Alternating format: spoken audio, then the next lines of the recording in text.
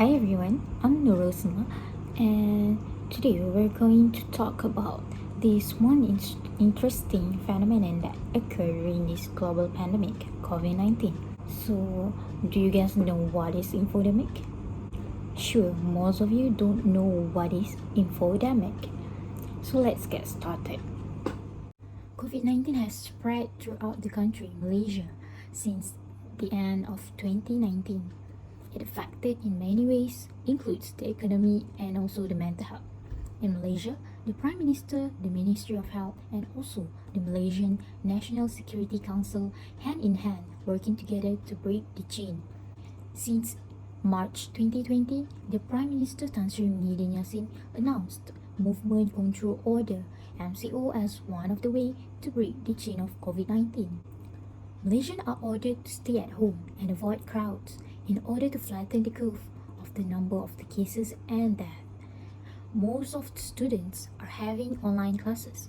The adults are working from home, but in other ways, it affected businesses, people, and other industries that have to shut down their services just like airlines companies. COVID-19 also affects various individuals in a number of ways, where the common symptoms are fever, dry cough, flu, and tiredness, while the less common symptoms are pains, sore throat, conjunctivitis, headache, loss of taste or smell, and rashes on skin. But despite all these symptoms appear in an individual, other individual might not have shown any symptoms but still infected by the coronavirus. Though COVID-19 spread fast by only a touch or by the movement of the virus in the air, the information spread by people are also spreading really fast during this pandemic by only a click. Alongside the virus itself, the dangerous spread of disinformation about COVID-19 must be addressed. What makes the current pandemic more harmful than any previous one is that the propagation of misinformation and false information on the internet is much faster than the coronavirus itself. Sylvie Bryant, director of WHO Department of Infectious Hazard Management, could not have better emphasized the need for governments to address this parallel yet more vicious outbreak, that of the infodemic or information epidemic. Infodemic, or known as misinformation. Finding reliable information in the digital age is already challenging enough, especially during the global pandemic when fake news, misinformation, and hyperbole are rife. This is an event for many of us once in a generation, perhaps even once in a lifetime. Infodemic is an excessive amount of information that gathered at one time and get people confused on which to trust. Basically, it is a wide and rapid spread of misinformation. Infodemic has caused many damages to the government and Malaysians especially. There are cybercrimes where people freely scams other people out of nowhere using fake news to drag people down and also taking advantages of others despite facing this COVID-19 and official statements. Throughout the MCO, government and Malaysians have been battling with the infodemic. The statements released by the government have been twisted many times by some irresponsible individuals, which involve many people that trusted the material they shared. The chat application like WhatsApp and Telegram have been the platform for the irresponsible people to spread fake news and also misleading information of the COVID-19. There is one case where an individual saying that they are able to cross the state because of the help of the insider, which is a chief police of Duin district, Superintendent Baharudin Abdullah. The story spread so fast and went viral. At first, people asked and decided to trust the person, but according to Zulkifli, Superintendent Baharudin Abdullah opened up the media and told them that what the person have said is all wrong. There was no special treatment or any insider to give permission to people to cross the state without reasonable cause. In this kind of case, people may be confused in many ways on who they should trust. It is because they cannot go out, they cannot trust whatever being posted on the media, they cannot just simply trust people who spread information because all they have to do is to stay at home. Battle against Infodemic COVID-19. According to Bernama, battling against misinformation and fake news during COVID-19 is a nationwide initiative, said Datuk Saifuddin Abdullah, the Communications and Multimedia Minister. Government's order for people to follow the Standard Operating Procedure (SOP) to educate people to disseminate information has become tougher each day when there are irresponsible people taking the advantage to spread false information regarding the COVID-19. As much as press conferences made by the government to inform people of the current state of COVID-19 in Malaysia, people tend to spread false information on the cases, people involved, and many things. People must be able to know and differentiate what is right and what is wrong, and must be able to avoid spreading fake and false information.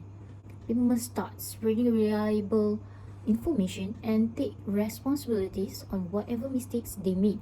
The government encouraged all Malaysians to always spread news and information that has been confirmed through the official statements made by them or through what has been told by the news on television or official accounts of Ministry of Health, Malaysian National Security Council, and also the Prime Minister. So, in order to break the chain of this infodemic, we must stand together to fight and do what is right for our nation and our people. So, these 3 steps are for you to do see. First, embracing uncertainty responsibly. This virus was identified only in December 2019, so there was little time to properly investigate it, let alone to conduct large-scale randomized controlled trials or peer review, so there is still a great deal that we do not fully understand about COVID-19. Applied to that, this the fact that research itself is a mechanism that requires time and often experiments may pose inconsistent proof, which all is right. Any good science journalist would seek to give you the most objective interpretation of how the evidence is weighing, but will caution against making claims such as scientific evidence shows that blah blah blah. So be suspicious of everything that's or science-related information, but not everyone who does has been trained in properly evaluating evidence, interpreting jargon, or reporting on statistics in the manner that some science journalists have. Keep in mind that information from the original source, most likely a research study, could have been reinterpreted, modified, and even completely ignored, depending on the stage the person writing needs to get across. If you can find a reference or link to the original research in the story you are reading, it's probably a good sign that the person writing is actually understands or questioned the original work. Based on the essence of the story, you can test if it also mentioned in other media outlets. Chances are, if it's really a breakthrough discovery, then there's a lot more outlets will be recording the same thing. If this is a single WhatsApp message with a certain argument without evidence, then you should think twice. Third, who's backing up the claim? Ideally, the reports of new scientific research should include comments from the authors of the study as well as an independent comment from someone in a related field who was not involved in the work. That's not always the case, though, and just because someone is a scientist doesn't mean that they are qualified to comment on the work because they may have not had training or experience on that particular subject area. Applying the above lenses to anything you read or share might help you to see which sources you should trust and which you should not trust, even when well-known authoritative outlets over-exaggerate or misinterpret scientific findings. Of course, there's a lot of excellent coverage out there, particularly in a dynamic and fast-moving environment. Many of us would not be aware of the risk that COVID-19 could overwhelm our lives and livelihoods without the power of journalism. Also, with the above in mind, if you are not sure where to switch or what to say, be sure to search the World Health Organization (WHO) website as a trusted source of information based on the evidence. It's a big story, a massive kind of story. So look for parts of the story that are not covered or less covered. Transparency of information from both sides, the government and also the Malaysians, should be practiced to fight the infodemic and also the COVID-19. Government should also maintain the accuracy of knowledge by constantly sharing and reviewing detailed details on the virus, including how it spreads and how to keep it from spreading. Evaluate the information you received, verify the story, and think before you share. The obvious conclusion that should be drawn from all this evidence is that social media platforms should rigorously test their ideas for combating false news and not rely solely on common sense or intuition as to what is going to work. All of us realize that more scientific and evidence-based approach is taking time. Above all, critical thinking shouldn't just be synonym for debunking or doubting something. And the point of research isn't simply to poke the holes in a story.